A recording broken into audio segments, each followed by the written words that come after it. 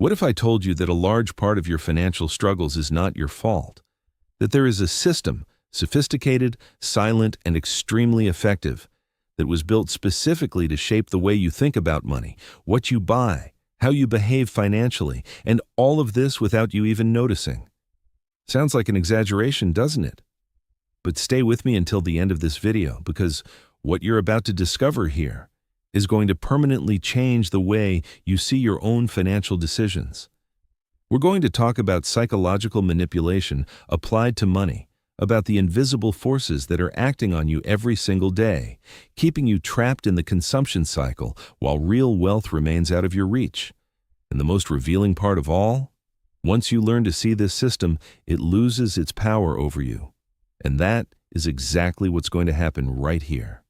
Have you ever had that feeling where you made a financial decision and then, a few days later, found yourself wondering why on earth you did that? You bought something you didn't need, signed up for a service you barely use, spent more than you planned in a situation that seemed completely normal at the time. But looking back, doesn't make a whole lot of sense. If that has ever happened to you, and I'm almost certain it has, I want you to know something very important.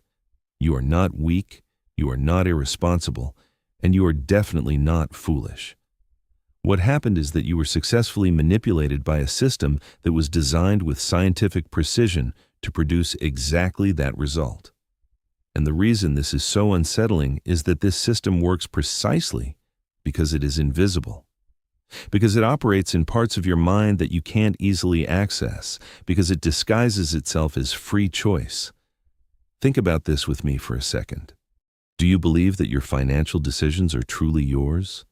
That when you choose to buy something, that choice is genuinely yours based on your needs, your values, your rational assessment of the situation?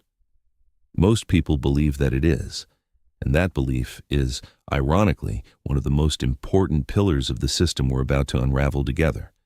Because when you believe you're in control, you stop questioning, you stop observing, you stop asking who or what is influencing your choices.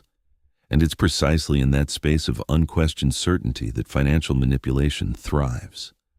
But before we get into the details of this system, I want to ask you a question that seems simple but carries an enormous weight.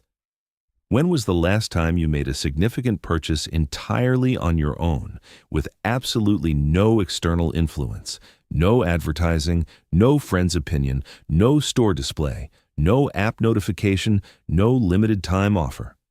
If you stop and think about it honestly, you'll realize it's nearly impossible to recall a situation like that. And that is not a coincidence. It's by design. The world around you was meticulously built to influence your financial behavior in one very specific direction, toward spending. Not saving, not investing, not building wealth, spending, consuming, trading money for things, experiences, and sensations that generate profit for others while you remain in the same financial place, or worse, gradually sink deeper into debt that feels inevitable, but was, in reality, carefully cultivated. There is a question I'd like you to carry with you throughout this entire conversation. What would you do differently with your money if you had never been exposed to any form of marketing or social pressure? Don't answer now. Let that question work inside you, because the answer will become clearer as we move forward. Let's start at the beginning. The financial manipulation system that affects the lives of most people didn't appear out of nowhere. It was built over decades, grounded in deep research on human psychology, on the blind spots of the mind, on the emotional triggers that lead people to act in ways that go against their own long-term interests. And what makes all of this even more remarkable and frightening is that the people who designed these strategies are not movie villains. They are highly qualified professionals, psychologists, neuroscientists, behavioral specialists, all working toward one very clear objective: maximizing consumption. Have you ever stopped to think about how much money is invested just to make you spend? The world's largest companies allocate billions of dollars every year to understand how your mind works, what your fears are, what your desires are, what your insecurities are, and how to convert all of that into purchasing decisions. There is no other area of human life that receives as much investment in behavioral research as marketing does. And that should tell us a great deal about the imbalance of power that exists between the average consumer and the system that wants your money. So tell me, do you think you're on equal footing in that relationship?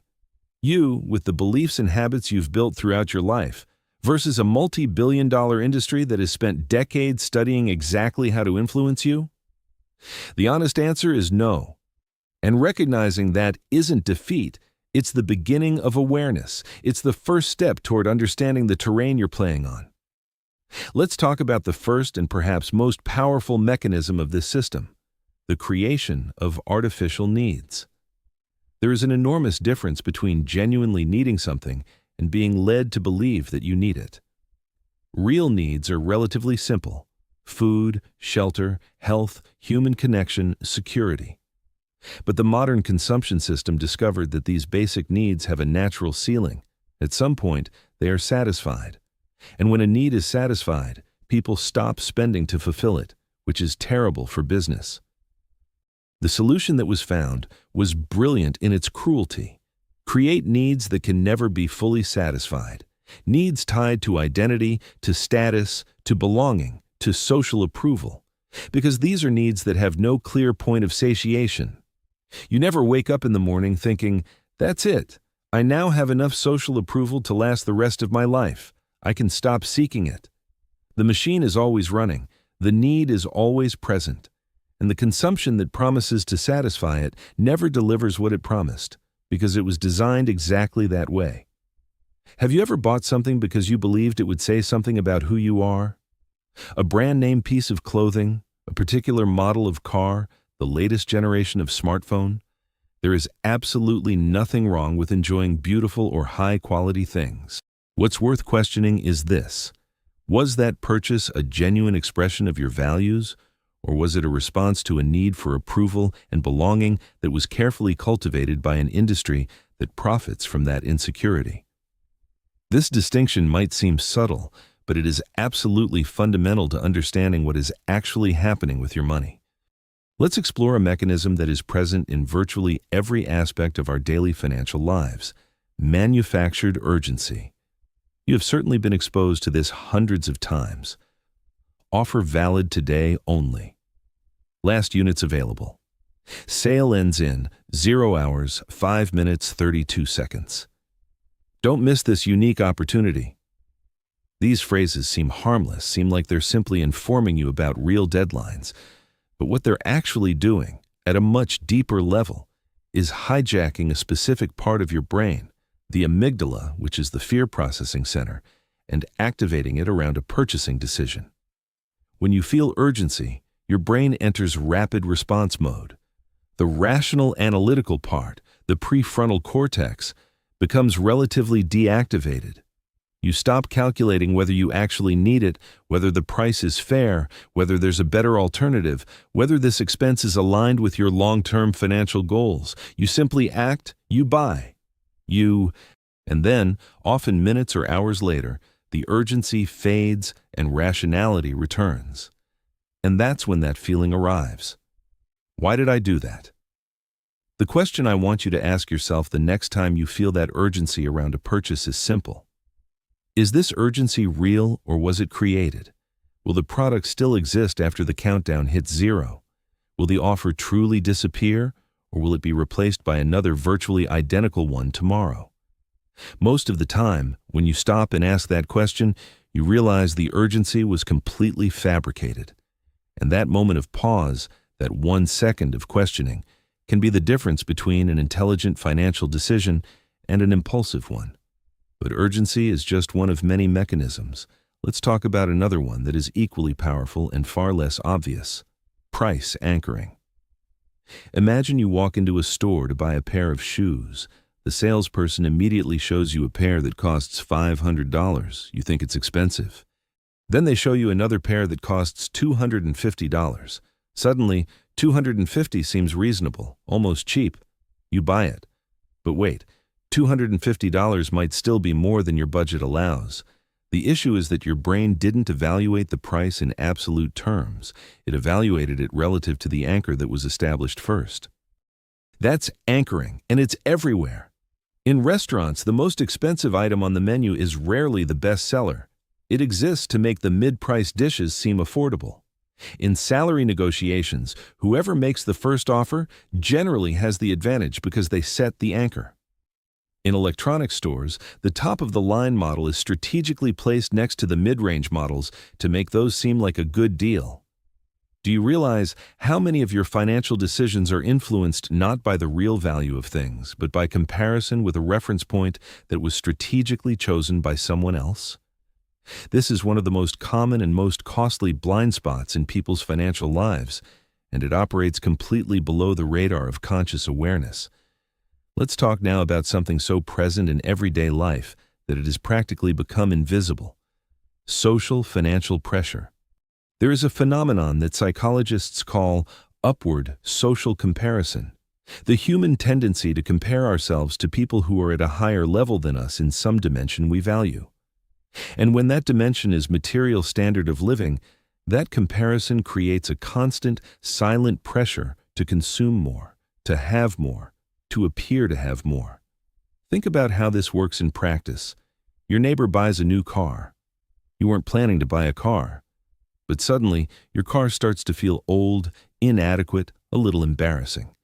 Your friend goes on an international trip and posts photos on social media. You don't have that money right now, but you start feeling that restlessness, that sense of falling behind, that your life is somehow less meaningful, less successful.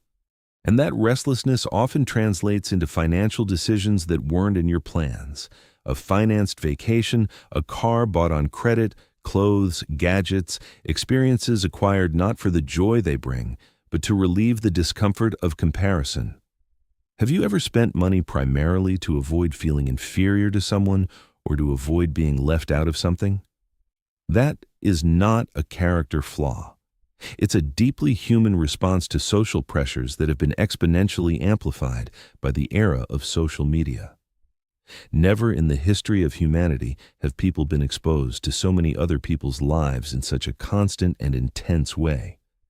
And all of that content was designed, often consciously, sometimes unconsciously, to generate exactly the kind of comparison that fuels consumption. Let's dive into a mechanism that is especially effective because it touches something very deep in human psychology: reciprocity. When someone gives us something, we feel an almost irresistible obligation to give something back. This is a social instinct that was fundamental to the survival and cohesion of human groups throughout evolution. It's the foundation of cooperation, exchange, and community. But when this instinct is commercially exploited, it becomes an enormously powerful lever of financial manipulation. Have you ever been at a grocery store and received a free sample of some product? That little piece of cheese, that slice of deli meat, that small cup of juice, and then felt a pressure, even if slight, to buy the product? That is reciprocity being commercially exploited. The store invested pennies in a sample to activate a psychological mechanism that can generate a sale worth many times that amount. The proportion is striking. And what's most fascinating is that you probably know that's exactly what's happening, and you still feel the pressure. This also happens at a much larger scale. Companies offer free trial periods, gifts, valuable content, initial consultations at no cost. All of this is genuinely given, but it also activates the reciprocity mechanism. And when the moment comes for a paid offer, the person feels they've already received something and that they now, on some level, owe something in return. The purchase decision is influenced not only by the quality of the product or service, but by this emotional debt that was consciously created. How do you relate to this mechanism in your own life? Can you recognize when it's being activated in you? And more importantly, can you make financial decisions based on the real value of what you're buying, regardless of what you've already received for free? This awareness is one of the most powerful tools for protecting yourself from one of the subtlest forms of financial manipulation. Now let's talk about something that directly and profoundly affects people's capacity to build wealth: the culture of easy credit and what it does to the perception of money. Credit itself is not the problem. It can be a powerful tool when used with awareness and strategy. The problem lies in the way access to credit has been normalized and even glamorized, creating a generation of people who have completely separated the act of consuming from the act of paying. When you pay in cash, you feel the money leaving. There is a real psychological friction in that process, a moment of discomfort that acts as a natural brake on excessive consumption. But when you pay in installments, when you use a credit card, when you take out a loan, that friction almost completely disappears. The product goes home with you now. The pleasure is immediate. The pain, in the form of future payments, gets diluted over time and feels abstract, distant, manageable. Have you ever felt that splitting something into 12 monthly payments makes it seem almost free? The 12 payments of $50 feel far more acceptable than a single payment of $600, even though, mathematically, with the interest built in, you might be paying significantly more than $600. This phenomenon is real and has a name in psychology. It's the monetary illusion applied to credit, and it is masterfully exploited by the entire retail financial system. The question I want you to ask yourself is this: if you couldn't pay in installments for anything, if every purchase necessarily had to be paid in full up front, what would you buy differently? What wouldn't you buy at all? This reflection can be surprisingly revealing about how much credit is artificially inflating your consumption and, as a consequence, keeping you away from building real wealth.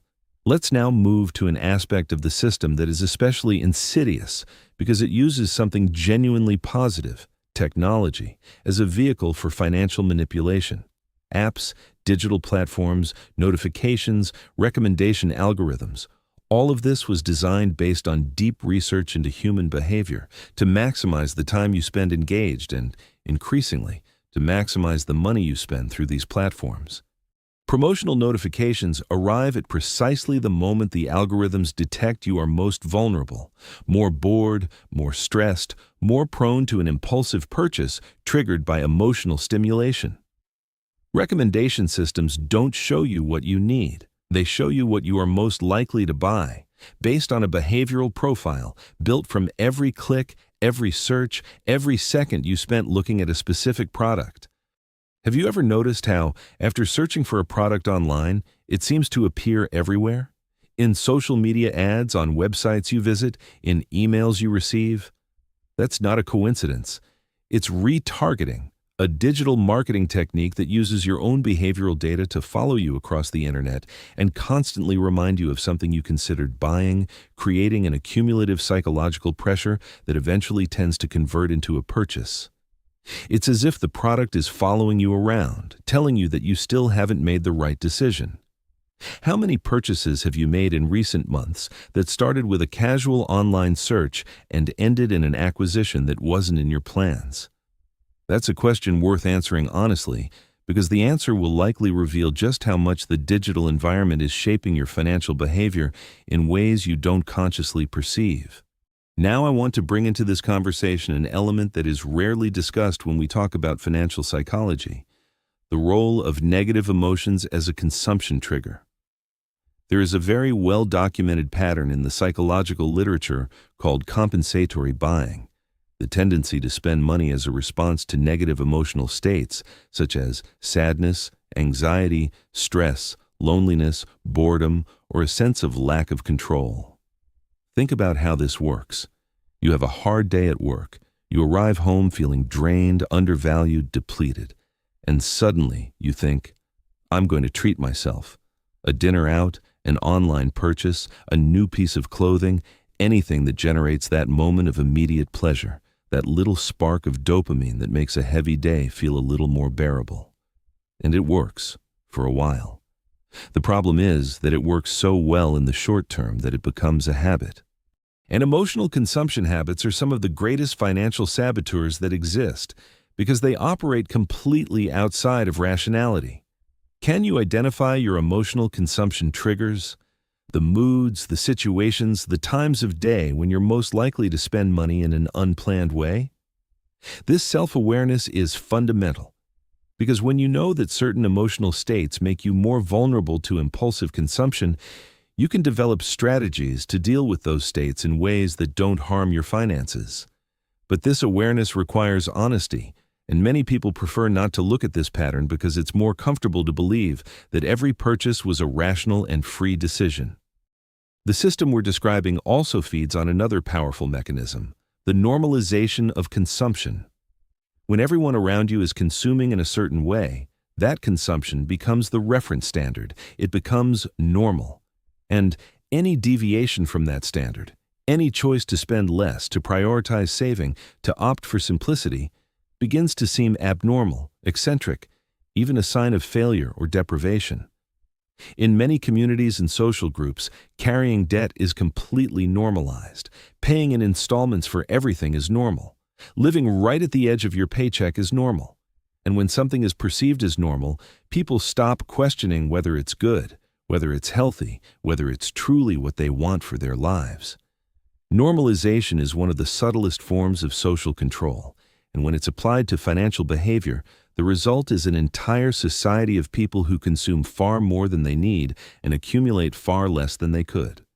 Have you ever questioned what is financially normal in your social circle?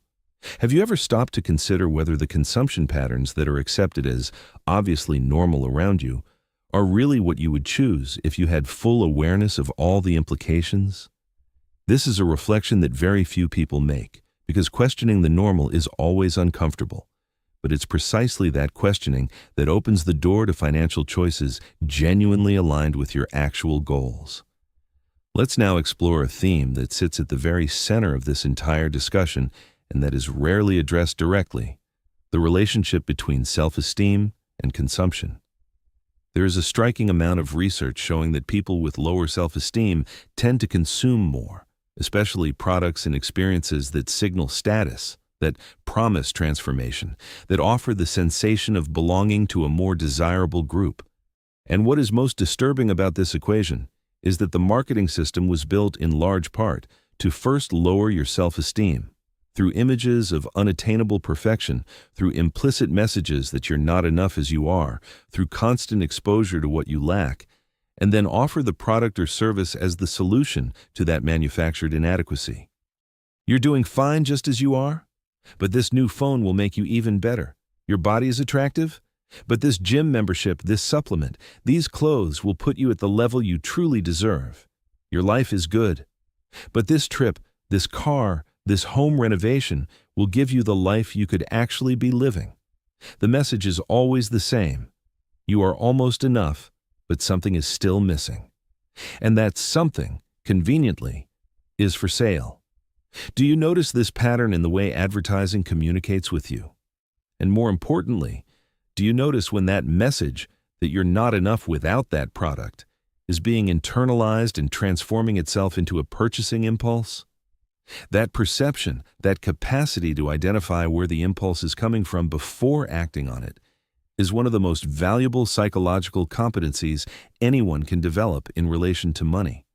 Now I want to talk about something that has an enormous impact on people's finances, and that is absolutely omnipresent in the modern world: the design of environments to maximize consumption. This doesn't apply only to physical stores, though they are perfect examples. The arrangement of products, the music, the lighting, the scents, all carefully calibrated to create an environment that encourages spending. It also applies to digital environments, such as shopping apps, streaming platforms with sponsored content, and social networks with ads seamlessly integrated into the feed. In supermarkets, for example, staple products, milk, eggs, bread, are generally placed at the back of the store.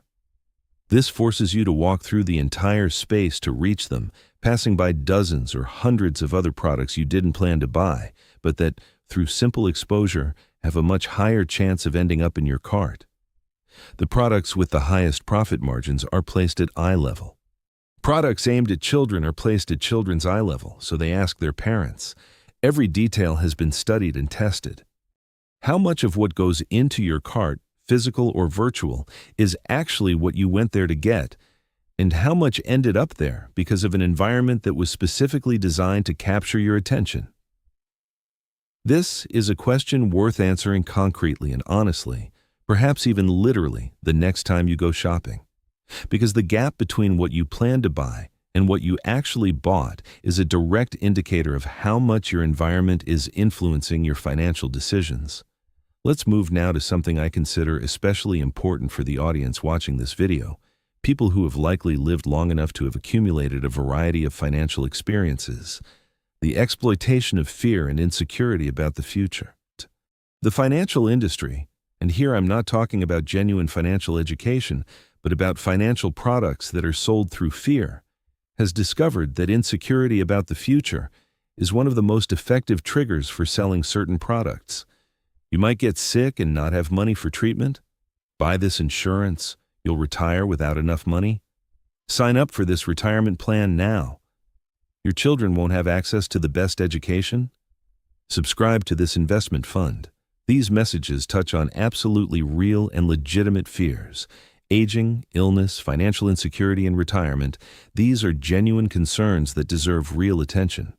The problem arises when these fears are deliberately amplified to sell products that are often not the most suitable for each person's specific situation or that carry far higher costs than alternatives available in the market. How do you make your financial decisions when you're afraid? Do you stop, breathe, gather information, consult different sources? Or do you act quickly, driven by the urgency that fear creates, trusting the solution that was presented alongside the problem that was amplified? The difference between these two approaches can have an enormous impact on your wealth over years and decades. I now want to bring into this conversation something directly tied to everything we've discussed: the illusion of personalization. We live in an era where we are constantly bombarded with messages that seem to have been created specifically for us. The algorithm recommends music you love. The streaming platform suggests films that perfectly match your taste.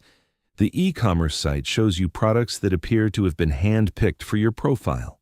And you feel, and this is intentional, that the system understands you, that it's on your side, that your choices are personalized and therefore more truly yours. But this personalization is, in large part, an illusion designed to increase your engagement and your consumption. The algorithms are not trying to help you live better or spend more wisely. They're trying to maximize the time you spend on the platform and the money you spend through it. Personalization is a sales tool disguised as a service. Have you ever felt that a certain app or platform gets you? That the recommendations feel tailor-made for who you are? And have you ever stopped to question whether that feeling of being understood is making you more likely to trust the platform's suggestions and, as a result, spend more? This is one of the most sophisticated manipulations of the digital era, and it works precisely because it appeals to a fundamental human need, the need to be seen and understood. Now I want to shift the tone of this conversation slightly and talk about something that might seem contradictory after everything we've discussed. The goal of understanding all of these manipulations is not to make you cynical, distrustful of everything and everyone, unable to enjoy a good purchase without feeling manipulated. The goal is precisely the opposite, to give you the tools so that your financial decisions are genuinely yours. So that when you buy something, it's because you truly want it and can afford it, not because you were led there by forces you didn't notice. So that your money is an expression of your real values, not a reflection of someone else's priorities. Because when you start to see the system, something very powerful happens. You gain choice. And genuine choice is the foundation of any wealth-building journey. Without it, you're merely reacting. With it, you can begin to act in alignment with what truly matters to you. So ask yourself, after everything we've discussed so far, what do you believe would change in your financial behavior if you were operating with full awareness of these influences? It doesn't need to be a long list. It can be just one thing. One area of your financial life where you suspect that external forces have more power over your decisions than you'd like. Identify that area, because that is exactly where your greatest lever for change lies. Let's talk about the role of identity in all of this, because part of what makes the financial manipulation system so effective is that it doesn't just act on your behavior, it acts on your identity. on who you believe you are, on what kind of person you want to be seen as, on what it means to you to be successful, to have made it, to be living a good life. When a brand sells not just a product, but a lifestyle, a tribe, an identity, it is operating at a much deeper level than the simple consumption of a material good. Buying that product begins to mean something about who you are, and letting go of that product, opting for a cheaper, simpler, more functional alternative, starts to feel like a betrayal of the identity you've built around that brand, that lifestyle, that version of yourself that marketing helped create. Can you identify brands or products that have become part of how you see yourself, that function almost like elements of your identity? And have you ever wondered whether that identity was genuinely built by you, from your own values and conscious choices, or whether it was partially shaped by decades of exposure to marketing messages that associated certain types of consumption with certain desirable identities? This is a deep reflection, and it can be uncomfortable. Because discovering that part of who you believe yourself to be was shaped by marketing strategies is not a pleasant thought, but it is a liberating one, because it means you can consciously choose who you want to be, regardless of what you buy, regardless of what you own, regardless of what you appear to have. Now I want to connect everything we've discussed directly to the question of wealth building. The system we've been describing, this entire set of psychological mechanisms, marketing tactics, social pressures, and cognitive traps, has a very concrete financial effect. It keeps people in constant consumption mode, which means they never accumulate the capital necessary to build real wealth. Real wealth is not built on what you earn. It's built on the difference between what you earn and what you spend. And if your spending is constantly inflated by external forces acting on your psychology, that difference, which should become savings, investment, assets, simply disappears. It transforms into products that depreciate, into experiences that are consumed and forgotten, into interest payments on credit used for consumption. Have you ever calculated in concrete terms how different your current financial position might be if over the last 10 years you had spent only what was truly necessary and invested the rest?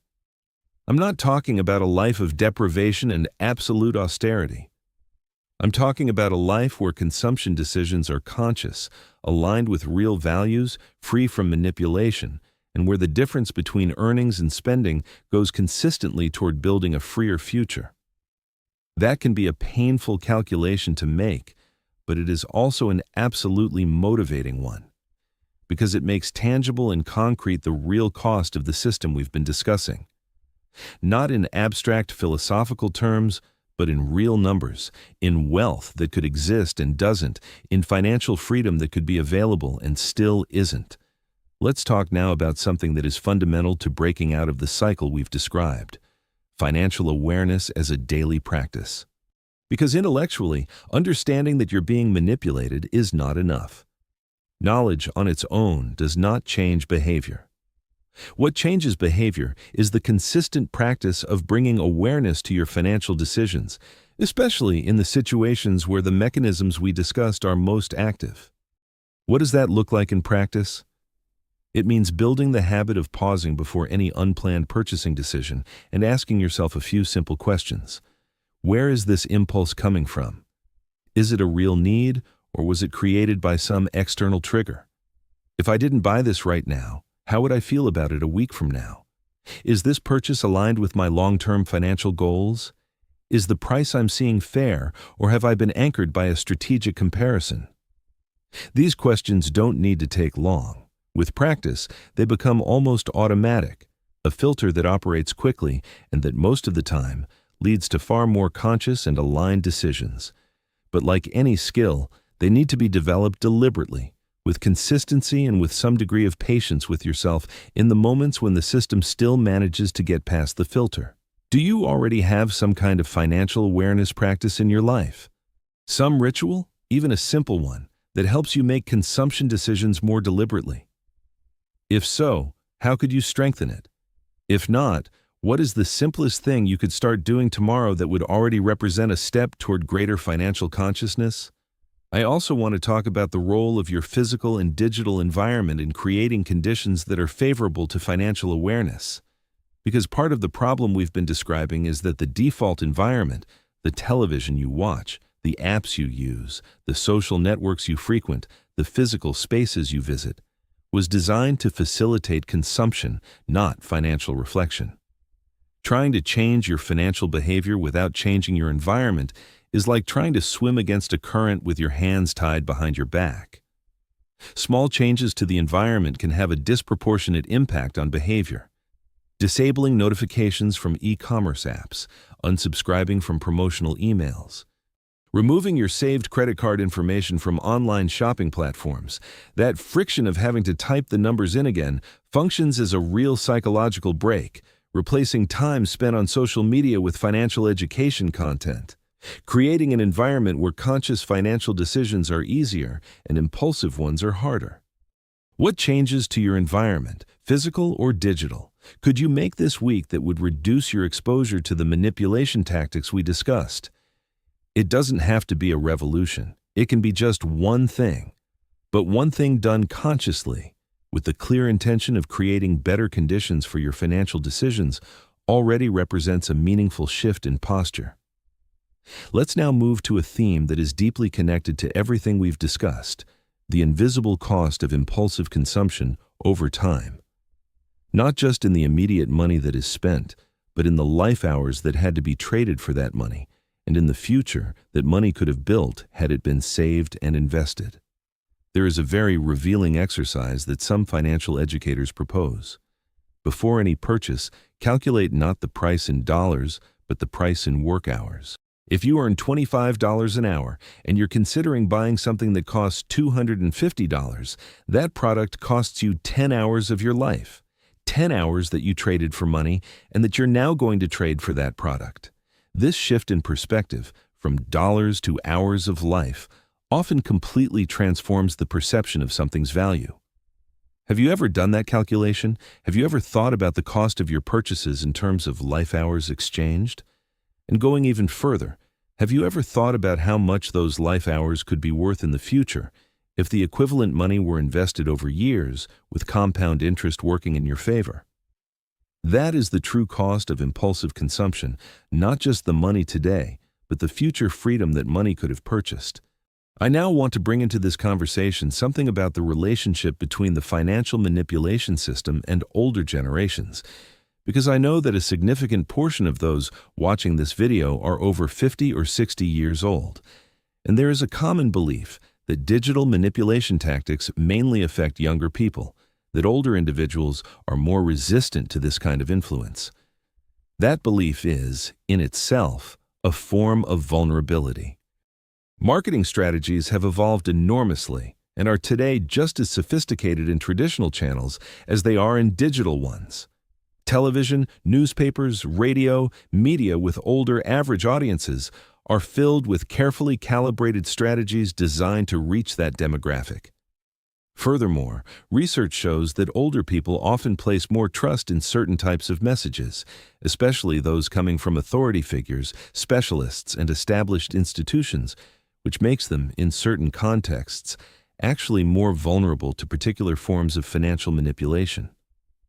Have you ever been approached by a financial offer that seemed too good to be true, but that came from a source that appeared trustworthy? How did you evaluate that offer? Did you seek a second opinion? Did you verify the information through independent sources? These are important questions for anyone, but especially for those who have accumulated more wealth, because those with more to lose are naturally the most attractive targets for certain types of financial manipulation. We've now arrived at a very important point in this conversation: what to do with all of this. Because understanding the system is essential, but understanding without acting is just intellectual entertainment. And what I want you to take from this video is not merely an intellectual understanding of the forces acting on your finances, but a real change in the way you relate to money and to the daily financial decisions of your life. The first thing, and the most important, is to develop what I would call a posture of curious observation toward your own financial behavior. Not judgment, not guilt, but genuine curiosity. When you catch yourself wanting to buy something, be curious about that impulse. Where did it come from? What activated it? What need does it promise to satisfy? And if you decide to buy it anyway, let it be a conscious choice, not an automatic reaction to an external trigger.